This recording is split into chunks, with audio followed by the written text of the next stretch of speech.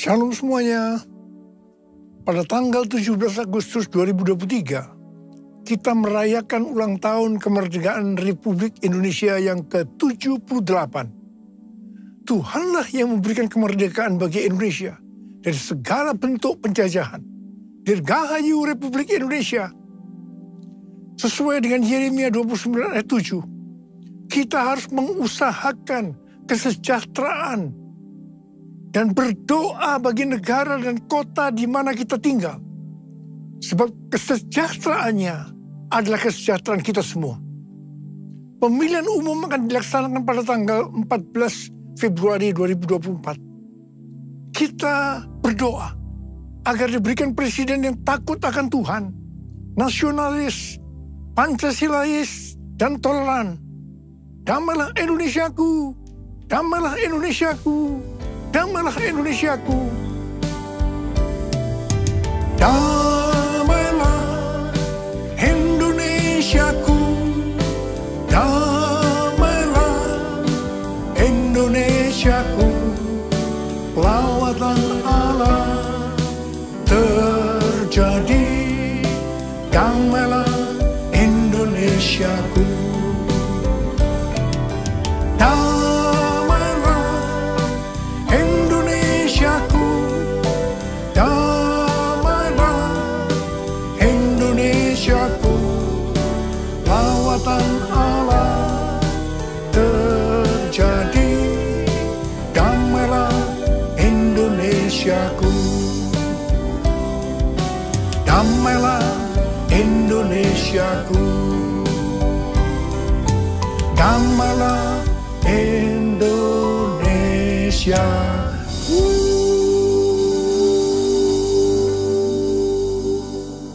Pada bulan Agustus ini, yang merupakan bulan yang bersejarah bagi bangsa Indonesia, Tuhan juga mengingatkan kepada kita yang percaya bahwa kita sudah dimerdekakan dari penjajahan hukum dosa dan hukum maut.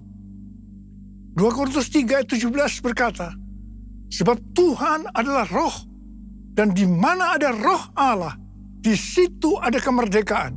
Haleluya. 1 Korintus 3 ayat 16 berkata, tidak tahukah kamu bahwa kamu adalah bait Allah, dan bahwa roh Allah diam di dalam kamu? 1 Korintus 6 ayat 19 berkata, atau tidak tahukah kamu bahwa tubuhmu adalah bait Roh Kudus yang diam di dalam kamu, Roh Kudus yang kamu peroleh dari Allah, dan bahwa kamu bukan milik kamu sendiri. Kita adalah bait Allah atau bait Roh Kudus. Karena itu kita sudah dimerdekakan dari hukum dosa dan hukum maut. Karena kita adalah bait Allah atau bait Roh Kudus, maka tubuh ini bukan milik kita sendiri. Kita telah dibeli dan harganya telah lunas dibayar. Karena itu, muliakanlah Allah dengan tubuhmu. Kita dibeli dari tangan iblis dengan darah Tuhan Yesus. Ya, sebelum kita percaya kepada Tuhan Yesus, kita di bawah kekuasaan iblis. Setelah kita menjadi orang percaya, kita adalah milik Tuhan Yesus. Karena itu, kita harus memuliakan Allah dengan tubuh kita. Galatia 5 ayat 13 berkata, saudara-saudara, memang kamu telah dipanggil untuk merdeka. Tetapi janganlah kamu mempergunakan kemerdekaan itu sebagai kesempatan untuk kehidupan dalam dosa. Melainkan layanilah seorang akan yang lain oleh kasih. 1 Petrus 2 ayat 16 berkata, hiduplah sebagai orang merdeka, dan bukan seperti mereka yang menyalahgunakan kemerdekaan itu untuk menyelubungi kejahatan-kejahatan mereka, tetapi hiduplah sebagai hamba Allah. Ayat ini mengingatkan kita agar kita hidup sebagai hamba Allah, yaitu hidup jujur, tidak berpura-pura. Kita sudah dimerdekakan. Kita yang sudah dimerdekakan, jangan hidup dalam dosa lagi. Kita harus saling mengasihi satu dengan yang lainnya. Roma 6 ayat 22 berkata, tetapi sekarang, setelah kamu dimerdekakan dari dosa, dan setelah kamu menjadi hamba Allah, kamu beroleh buah yang membawa kamu kepada pengudusan, dan sebagai kesudahannya ialah hidup yang kekal. Setelah kita dimerdekakan dari dosa, setelah kita menjadi hamba Allah, kita harus berbuah yang membawa kita kepada pengudusan dan terus-menerus dikuduskan sehingga menjadi serupa dengan gambarnya. Dan akhirnya kita mendapatkan hidup kekal selama-lamanya. Dalam Yohanes 8 ayat 31 dikatakan, jikalau kamu tetap di dalam firman-Ku, kamu benar-benar adalah murid-Ku. Sebagai orang yang sudah dimerdekakan, kita harus tetap memelihara kehidupan kita agar tetap sebagai orang yang merdeka. Karena itu, kita harus hidup sesuai dengan firman-Nya. Kerjakanlah keselamatanmu dengan takut dan gentar, yaitu dengan cara hidup sesuai dengan firman Tuhan. Kalau kita hidup sesuai dengan firman-Nya, maka kita akan mengetahui kebenaran. Dan kebenaran itu yang akan memerdekakan kita. Kita sebagai bait Allah atau bait Roh Kudus harus hidup dipimpin oleh Roh Kudus, bukan hidup menurut daging.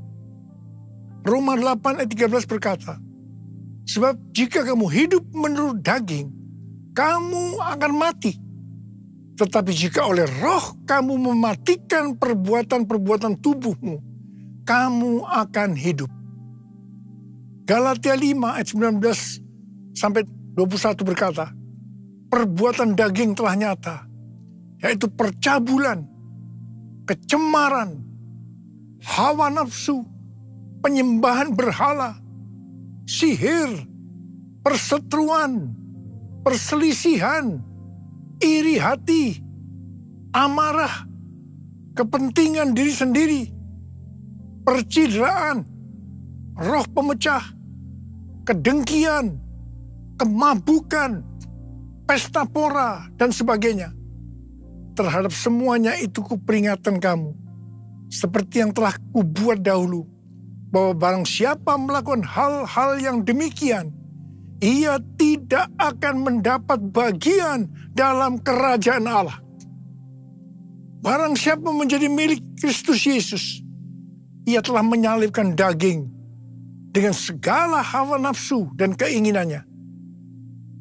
Jikalau kita hidup oleh Roh, baiklah kita hidup juga dipimpin oleh Roh, sehingga akan menghasilkan buah Roh. Seperti yang terdapat dalam Galatia 5 ayat 22 dan 23.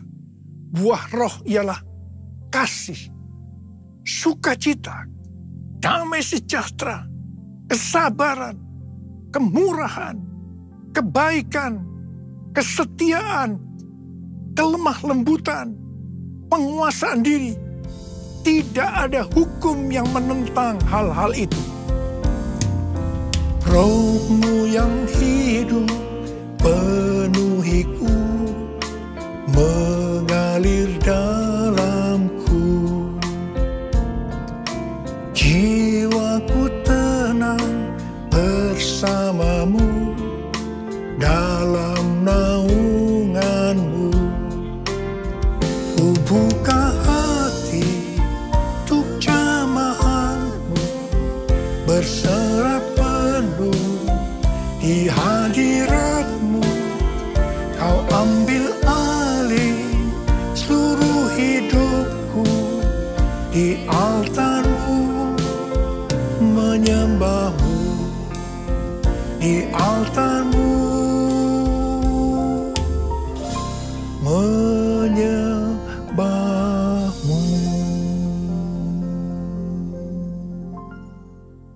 Daud adalah seorang yang sangat mengasihi Allah. Daud merindukan untuk mendirikan bait Allah. Tetapi Tuhan tidak mengizinkan karena Daud seorang prajurit yang banyak menumpahkan darah. Tuhan mengatakan yang akan mendirikan bait Allah adalah Salomo, anaknya. Meskipun demikian, Daudlah yang mempersiapkan segala sesuatunya untuk membangun bait Allah itu. Termasuk menyediakan emas, perak, tembaga, besi, kayu, batu permata. Daud juga yang membuat blueprintnya. Daud berkata bahwa Tuhanlah yang memberikan ilham kepadanya untuk memberikan petunjuk tentang segala pelaksanaan rencana itu. Secara pribadi, Daud juga mempersembahkan emas dan perak untuk pembangunan itu. Pada waktu Daud menantang bangsa Israel untuk memberikan sumbangan untuk pembangunan bait Allah, dikatakan bangsa itu bersuka cita karena memberi dengan rela dan tulus ikhlas. Demikian juga dengan Daud, dia sangat bersuka cita. Kita harus membangun bait Allah yang adalah tubuh ini. Syarat utama adalah kita harus mengasihi Tuhan, yaitu orang yang menuruti perintah Tuhan. Salah satu bentuk kita mengasihi Tuhan adalah dengan memberikan persembahan secara materi kepada Tuhan dan kepada sesama. Memberi persembahan secara materi ini bukan hanya dilakukan oleh orang yang hidupnya berkelimpahan saja, tetapi termasuk bagi orang yang berkekurangan. Pada waktu kita memberi, seperti yang terjadi kepada Daud dan bangsa Israel, maka kita akan mengalami sukacita yang berlimpah. Kisah para Rasul 20 ayat 35 berkata, adalah lebih berbahagia memberi daripada menerima. Sukacita ini akan kita alami kalau kita memberi. Dan hati yang gembira adalah obat yang manjur. Haleluya! 1 Korintus 3 ayat 10 sampai dengan 15 berkata, bahwa kita membangun bait Allah yang adalah tubuh ini dengan dasar Yesus Kristus. Sesuai dengan kasih karunia Allah yang dianugerahkan kepadaku. Aku sebagai seorang ahli bangunan yang cakap telah meletakkan dasar dan orang lain membangun terus di atasnya. Tetapi tiap-tiap orang harus memperhatikan bagaimana ia harus membangun di atasnya. Karena tidak ada seorang pun yang dapat meletakkan dasar lain daripada dasar yang telah diletakkan, yaitu Yesus Kristus. Entahkah orang membangun di atas dasar dengan emas, perak, batu permata, kayu, rumput kering, atau jerami. Sekali kelak, pekerjaan masing-masing orang akan nampak. Karena hari Tuhan akan menyatakannya. Sebab ia akan nampak dengan api. Dan bagaimana pekerjaan masing-masing orang akan diuji oleh api itu. Jika pekerjaan yang dibangun seseorang tahan uji, ia akan mendapat upah. Jika pekerjaan terbakar, ia akan menderita kerugian, tetapi ia sendiri akan diselamatkan, tetapi seperti dari dalam api. Pertanyaannya, bahan apa yang kita gunakan? Apakah dengan bahan emas, perak, batu permata, atau bahan kayu, rumput kering atau jerami? Semuanya itu akan nampak pada hari Tuhan saat pekerjaan kita diuji dengan api.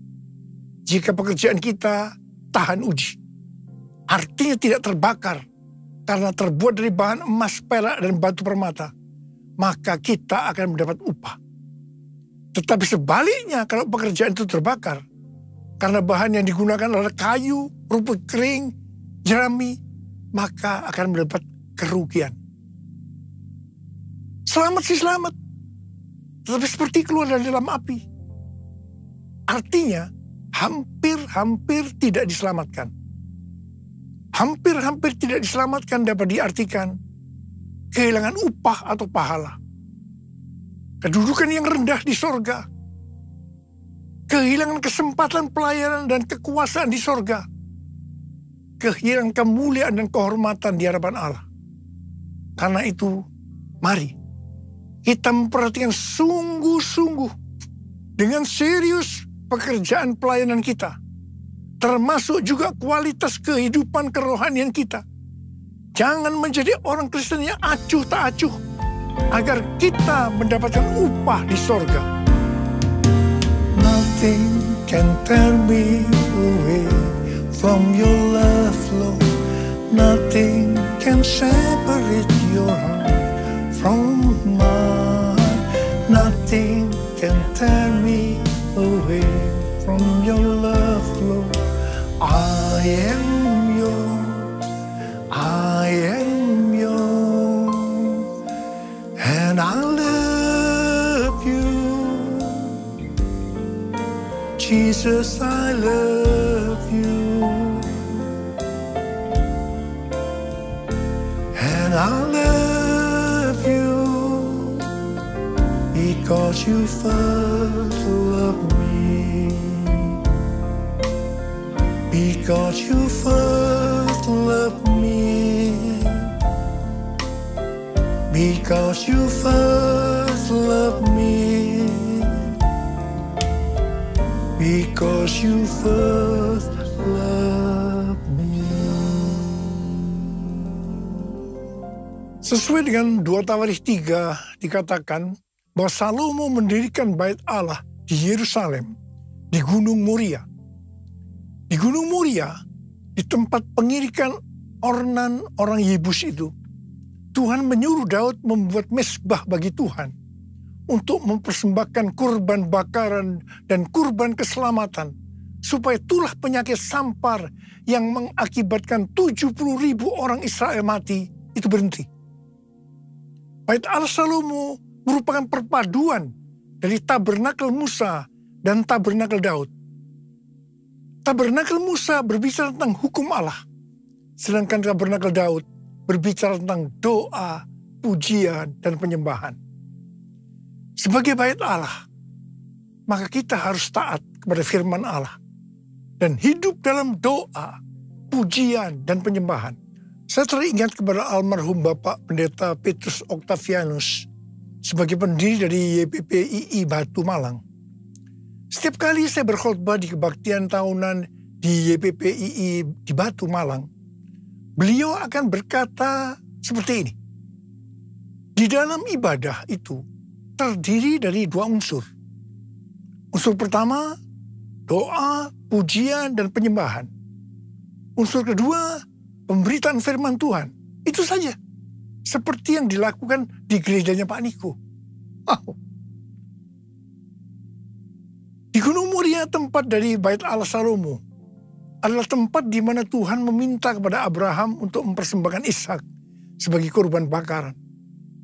Saya percaya bagi Abraham hal itu pasti sangat sulit untuk dimengerti. Ishak diberikan kepada Abraham dan Sarah pada masa tuanya, di mana mereka sudah tidak mungkin mempunyai anak lagi. Ishak adalah anak tunggal. Hati Abraham sangat dekat kepada Ishak. Dan tiba-tiba Tuhan meminta kepada Abraham agar Ishak dipersembahkan sebagai kurban bakaran. Dalam hal ini Tuhan menguji Abraham. Apakah Abraham lebih mengasihi Tuhan dibanding mengasihi Ishak? Ternyata dalam pergumulan yang sangat berat ini, Abraham menang. Abraham lebih mengasihi Tuhan ketimbang mengasihi Ishak. Abraham keluar sebagai pemenang dalam pergumulan ini, karena rela berkorban. Perlu pengorbanan untuk menjadi pemenang. Setelah Abraham lulus dalam ujian ini, Abraham diberkati Tuhan berlimpah-limpah. Kalau kita menginginkan pengurapan, kuasa, dan berkat yang berlimpah-limpah seperti yang diterima oleh Abraham, maka kita harus mengasihi Tuhan lebih dari yang lain-lain. Termasuk keluarga, uang, harta, kedudukan, harga diri, dan lain-lain. Ini perlu pengorbanan. Untuk menjadi pemenang, sekali lagi saya katakan perlu pengorbanan. Dalam Roma 12 ayat 1, kita diminta untuk mempersembahkan tubuh ini sebagai kurban persembahan yang hidup, kudus, dan berkenan kepada Tuhan. Itu adalah ibadah kita yang sejati. Untuk bisa mempersembahkan tubuh ini sebagai persembahan yang hidup, artinya tidak mati rohani, tidak suam-suam kuku, kudus, dan berkenan kepada Tuhan. perlu pengorbanan. Tidak benar kalau ada orang yang mempunyai pengertian bahwa setelah lahir baru kita bebas melakukan apa saja dengan alasan pasti Roh Kudus yang memimpin. Pasti Roh Kudus yang menuntun sehingga Bapa akan tersenyum. No, justru kita harus berusaha sungguh-sungguh untuk mempersembahkan tubuh ini sebagai persembahan yang hidup, kudus, dan berkenan kepada Tuhan. Sekali lagi, perlu pengorbanan. Mari kita katakan bersama-sama, Bapa, ku persembahkan tubuhku sebagai persembahan yang hidup, kudus, dan yang berkenan padamu sebagai ibadah yang sejati. Ku sembah Kau Tuhan, ku sembah Kau Tuhan, ku serahkan hidupku kepadamu untuk kemuliaan nama-Mu. Pada tanggal 21 sampai dengan 24 Juni 2023 di Amsterdam diadakan konferensi Empower 21 yang temanya adalah Everyone, A New Era of Evangelism. Ini diartikan sebagai cara penginjilan yang baru yang disebut Everyone. Konferensi ini dihadiri lebih kurang 6.000 orang dari 130 negara. Dan yang ikut secara online sebanyak 22 negara. Jadi total keseluruhan 152 negara. Hampir semua yang ikut terlibat dalam pelayanan. Saya berbicara sebanyak 2 kali. Yang pertama di workshop dan yang kedua di Olympic Stadium pada hari terakhir. Saya diminta untuk berbicara tentang Pentakosta ketiga. Tuhan menuntun kita untuk menyelesaikan amanat agung dengan pengertian dalam 10 tahun ke depan, yaitu sampai dengan tahun 2033. Setiap orang berhak untuk berjumpa dengan Tuhan Yesus secara otentik melalui kuasa dan hadirat Roh Kudus. Setiap kita yang percaya mendapatkan kesempatan untuk memperkenalkan setiap orang kepada Tuhan Yesus. Dan ini dimulai dengan 1 orang. Untuk menyelesaikan amanat agung tidak bisa sendiri-sendiri. Tetapi harus berkolaborasi dengan dasar unity. Tuhan menuntun kita bahwa Everyone Asia akan diadakan di Indonesia tahun depan. Yaitu tanggal 3 sampai dengan 6 Juli 2024. Tanggal 3 sampai dengan 5 Juli di SICC. Dan tanggal 6 Juli di Stadion GBK. Pelaksanaan Everyone Asia di Indonesia sudah diumumkan di Amsterdam. Ini diprioritaskan untuk next gen. Kita harus banyak berdoa, memuji dan menyembah Tuhan dalam unity siang dan malam. Saat berada di Amsterdam, para pemimpin mendapatkan bahwa konferensi Everyone Asia ini akan menjadi trigger untuk kegerakan next gen. Haleluya! Curahkan Tuhan hujan keselamatan, curahkan Tuhan hujan pertobatan, curahkan Tuhan hujan kuasa-Mu, selamatkan bangsaku.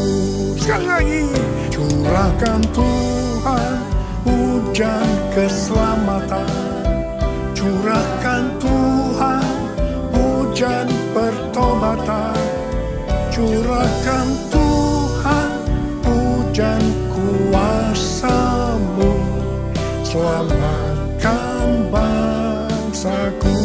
Mari angkat tangan kita. Kita berbahasa roh sama-sama. Oh ya la la la bara bara bara bara bara bara bara bara bara bara bara bara bara bara. Curahkan kuasa-Mu ya Tuhan, curahkan kuasa-Mu. Selamatkan bangsa kami ya Tuhan, curahkan ya Tuhan kuasa-Mu. Curahkan Tuhan, curahkan ya Bapa, ya Bapa. Oh, damailah Indonesiaku, damailah Indonesiaku, damailah Indonesiaku. Damailah Indonesiaku, damailah Indonesiaku. Lawatan Allah terjadi, damailah Indonesiaku, damailah Indonesiaku, damailah Indonesiaku, damailah Indonesiaku. Lawatan Allah terjadi, damailah Indonesiaku, damailah Indonesiaku, damailah Indonesia.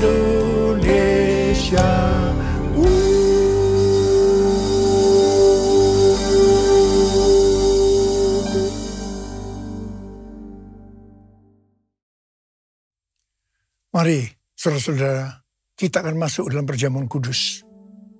Kita akan mengingat ayat ini. Sebab setiap kali kamu makan roti ini dan minum cawan ini, kamu memberitakan kematian Tuhan sampai Ia datang. Perjamuan kudus adalah perjamuan Tuhan Yesus sendiri. Setiap kali kita masuk dalam perjamuan kudus, Tuhan Yesus selalu berkata, biarlah ini menjadi peringatan akan daku. Peringatan akan daku. Karena itu mari arahkan hati kita kepada kebaikan Tuhan. Kita akan mengingat kebaikan Tuhan. Mari tundukkan kepala. Bapa, siapakah kami sebelum kami mengenal Engkau? Kami semua orang berdosa. Upah dosa adalah maut, mati. Tapi Engkau yang tidak berdosa telah dijadikan dosa oleh karena kami. Engkau harus turun dari sorga mulia, menjelma menjadi manusia, mati ganti kami dengan penderitaan yang luar biasa. Sungguh kalau kami pikirkan Tuhan betapa baiknya Engkau itu. Engkau jadikan kami sebagai anak-anak-Mu. Engkau berkati, Engkau tuntun, Engkau bela, Engkau tolong, Engkau sembuhkan, Engkau urapi kami Tuhan. Tuhan terima kasih. Engkau juga hajar kalau kami salah. Terima kasih untuk Engkau ya Abah. Itu Engkau. Tuhan akan memberkati kita semua melalui perjamuan kudus. Tapi Tuhan mau kita makan dan minum dengan cara yang benar. Karena itu masing-masing berdoa. Introspeksi. Lihat keadaan dirimu masing-masing. Jangan menyimpan dosa. Kalau ada dosa yang Tuhan ingatkan, langsung minta ampun. Langsung minta ampun supaya diberkati Tuhan. Ampuni kami Tuhan. Ampuni, ampuni, ampuni kami. Ampuni ya Abah, ampuni. Kau melihat anak-anak-Mu yang sedang berdoa, meminta ampun pada Tuhan. Ampuni ya Tuhan. Layakkan kami masuk dalam perjamuan kudus. Kami akan masuk dalam perjamuan kudus dengan hati yang penuh ucapan syukur. Dalam nama Yesus. Amin.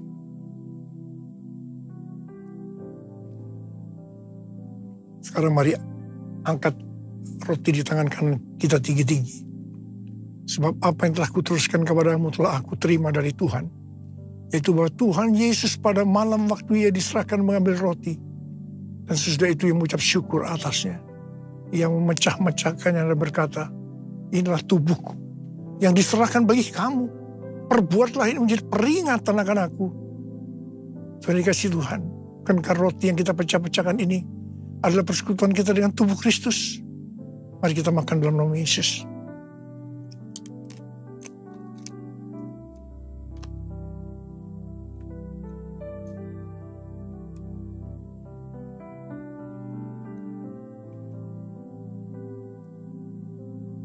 Angkat cawan di tangan kanan kita tinggi-tinggi. Demikian juga yang mengambil cawan sesudah makan lalu berkata, cawan ini adalah perjanjian baru yang dimeteraikan oleh darahku. Perbuatlah ini Setiap kali kamu meminumnya menjadi peringatan akan aku. Sudah dikasih Tuhan, bukan kecauan pengucapan syukur. Yang atasnya kita ucapkan syukur adalah persekutuan kita dengan darah Yesus. Mari kita minum dalam nama Yesus.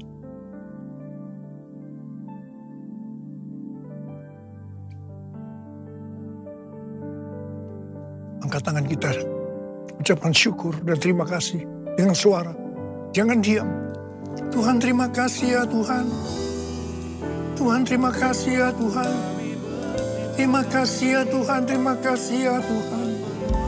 Terima kasih ya Tuhan, terima kasih ya Tuhan.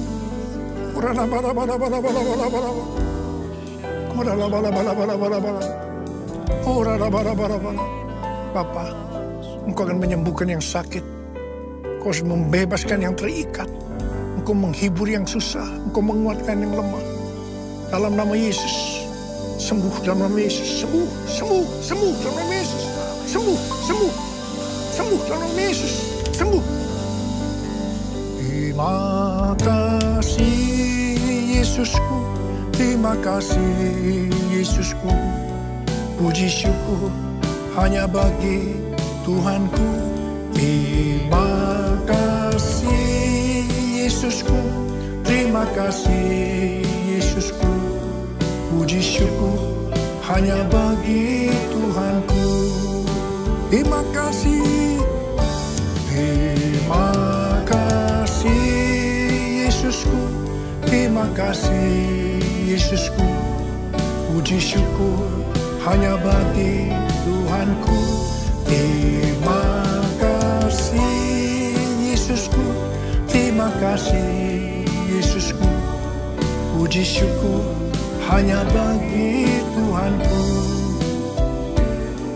Puji syukur hanya bagi Tuhanku.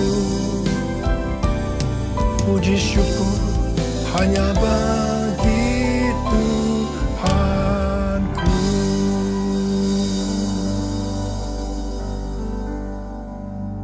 Sekarang terimalah berkat Tuhan. Kasih karunia berlimpah-limpah daripada Allah Bapa dalam Anak yang tunggal Yesus Kristus. Persekutuan yang manis dengan Roh Kudus menyertai saudara sekalian mulai hari ini sampai Tuhan Yesus datang menjemput kita di awan-awan dan bahkan sampai selama-lamanya. Yang percaya bersama-sama katakan amin.